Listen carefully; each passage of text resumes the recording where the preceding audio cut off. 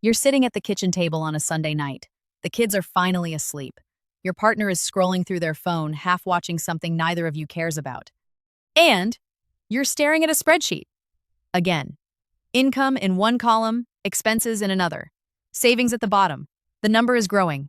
Slowly. Steadily. You've been doing this for 3 years now. You've cut the subscriptions, you pack lunches, you drive the paid-off car, you say no to things, and the number keeps growing. But when you look at it, you don't feel relief. You feel tired, because the goal was supposed to be freedom. And somehow, saving money has become its own treadmill. You're still running, just on a different machine. Most families treat escaping the rat race as a math problem. Earn more, spend less, invest the difference, repeat for decades. The formula works on paper, but in practice, it creates a new trap. Because the system people use to get out is still optimized for endurance. It's still built around the assumption that you keep doing what you're doing, just harder and longer, until the finish line appears. The advice is always the same. Tighten up, hold on, stay disciplined. And it works, technically, but it doesn't feel like freedom. It feels like trading one form of exhaustion for another. The real problem isn't income. It's not spending. It's not even debt. The problem is that most families are trying to escape the rat race using tools designed to keep them in it. They're using a paycheck-to-paycheck framework to build a life that doesn't depend on paychecks.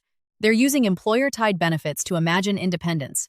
They're using monthly budgets to plan for a future that doesn't think in months. The entire structure is mismatched, and no amount of discipline fixes a structural problem. Here's what actually gets families out. They stop trying to build a bigger financial cushion and start building a smaller financial perimeter. They don't focus on accumulating enough to sustain their current life forever. They focus on reducing the cost of the life they actually want until it fits within what they already have. It sounds like semantics. It's not. It's a completely different system. One shrinks the need, the other chases the supply, and only one of them ends. The invisible mechanism here is ownership of fixed costs. Not ownership in the inspirational sense, ownership in the structural sense. The rat race doesn't exist because you have to work.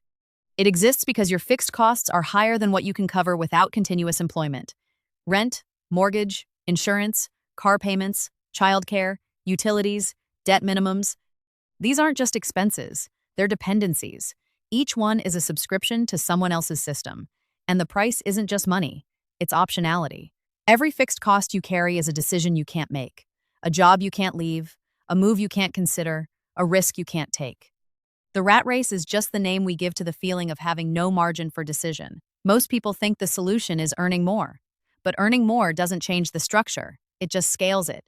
You move to a bigger house. You add a second car. You upgrade the insurance. You increase childcare quality. Your income rises. Your fixed costs rise with it. The margin stays the same. You're still one bad quarter away from panic. One layoff away from scrambling. One medical event away from decisions you don't want to make. The system doesn't break because you're irresponsible. It breaks because it's designed to absorb whatever you give it. Lifestyle creep isn't a personality flaw. It's what happens when your financial structure has no built-in stopping point. The families who actually get out do something different. They treat fixed costs like liabilities, not like lifestyle. They don't ask, can we afford this? They ask, does this create a dependency we didn't have before? And if the answer is yes, they redesign the need instead of financing it. They don't buy a cheaper car. They move closer to work and question whether they need the second car at all. They don't just refinance the mortgage. They calculate what life would look like in a paid-off house a third the size. They don't optimize childcare costs. They restructure work schedules so one parent can shift hours. These aren't frugality hacks. They're system redesigns. And the goal isn't to suffer. The goal is to collapse the gap between what life costs and what you can cover without pressure. When that gap closes, something shifts. You're still working, but the work is no longer load-bearing. It's no longer holding up the entire structure of your existence. You can take a month off and the foundation doesn't crack. You can switch industries. You can move. You can say no, not because you have infinite money, but because your life doesn't require infinite money to remain stable. That's the difference. Freedom isn't having enough to sustain everything forever. Freedom is needing less to sustain what matters. The structure most families inherit is built backwards. It starts with career, then builds life around career. You take the job that pays, Then you move to where that job is. Then you buy or rent near that job. Then you add the second car to make both commutes work. Then you add childcare because both of you are working full-time to cover everything you just added. Then you add the weekend spending because you're too tired to cook and you need something to look forward to. Every decision is reactive. Every addition creates a new fixed cost. And every fixed cost reinforces the need for the income you started with. By the time you look up, you're not living your life. You're funding its infrastructure. This is why saving harder doesn't feel like progress, because you're trying to save your way out of a structure that requires continuous income. You're building an investment portfolio to replace your salary someday, but your salary is only necessary because of choices you made when you assumed you'd always have it. The house you bought, the location you chose, the schools, the cars, the insurance, the lifestyle. All of it was calibrated to a dual income you can't afford to lose, so you save, and you invest. And you run the projections. And the finish line is always 20 years away, because you're not just saving for retirement. You're saving for the cost of the life you built while you were working. The families who escape don't wait for the portfolio to catch up. They lower the finish line. They ask a different question.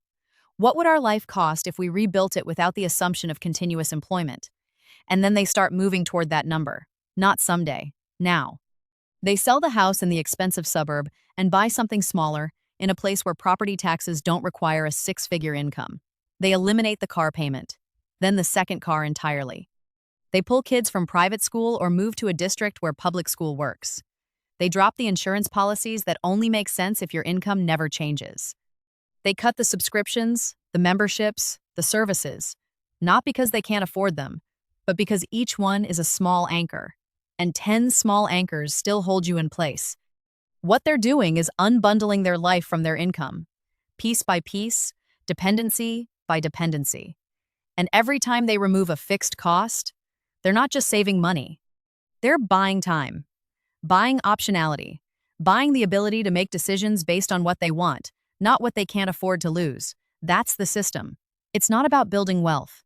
It's about shrinking the gap between what you have and what you need to be okay. Let's walk through what this actually looks like. Imagine a family, 2 adults, 2 kids, household income of $90,000 a year. They live in a mid-tier suburb, 3-bedroom house. Mortgage payment is $2,200 a month. 2 cars, 1 payment, 1 paid off. Childcare for the younger kid is another $1,000 a month. Utilities, insurance, groceries, gas. The fixed costs add up to around $65,000 a year. They're saving, they're responsible, they have an emergency fund. They contribute to retirement accounts. But when they sit down and run the numbers, they realize something uncomfortable. If either of them loses their job, everything breaks. Not immediately, but within 3 months. The structure only works if both incomes continue. That's not financial security. That's a balanced system with no redundancy. So they start asking different questions. Not, how do we earn more, but what if we needed less? They look at the mortgage. The house is fine, but it's more space than they use. The yard is bigger than they maintain. The property taxes are 2% of the home's value every year. They run a thought experiment. What if they sold? Moved 20 minutes farther out? Bought a smaller house for 60% of what theirs is worth? Paid it off entirely with the proceeds and the savings they already have? Suddenly, the mortgage is gone. The property taxes drop by half. The utilities shrink. The cost of home ownership falls from $2,200 a month to maybe $600. That's nearly $20,000 a year in freed-up margin. Then they look at the cars. One is paid off. The other has 2 years left on the loan. They don't love either vehicle. They just need reliable transportation. They realize one adult works from home 3 days a week. The other has a flexible start time. They test it. They go 4 months with 1 car.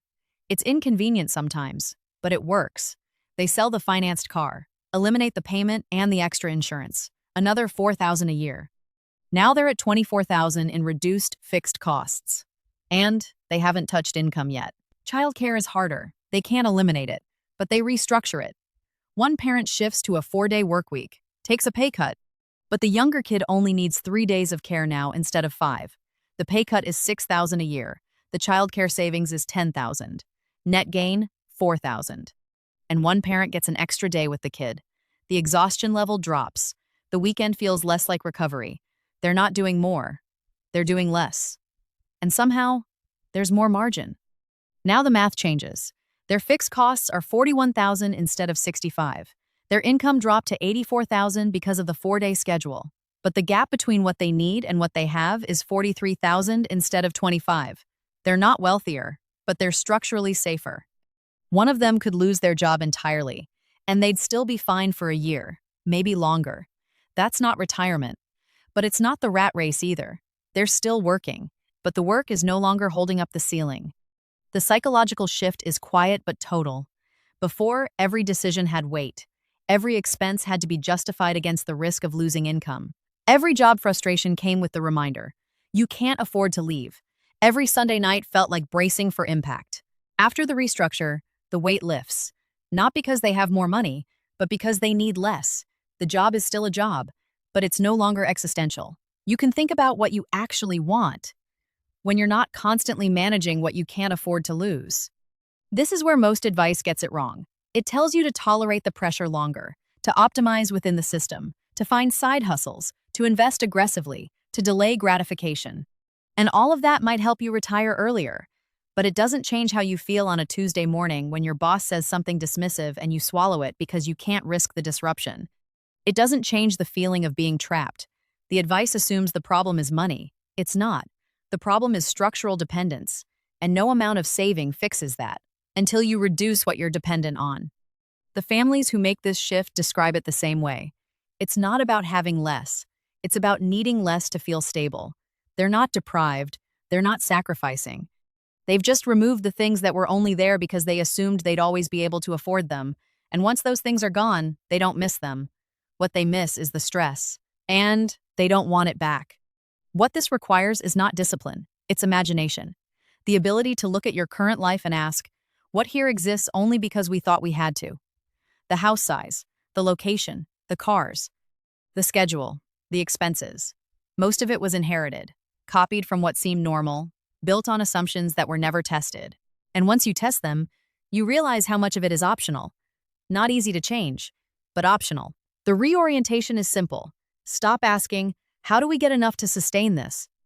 Start asking, what does a life we actually want cost? If we build it without assuming continuous employment, then move toward that. Not someday, not when the market cooperates.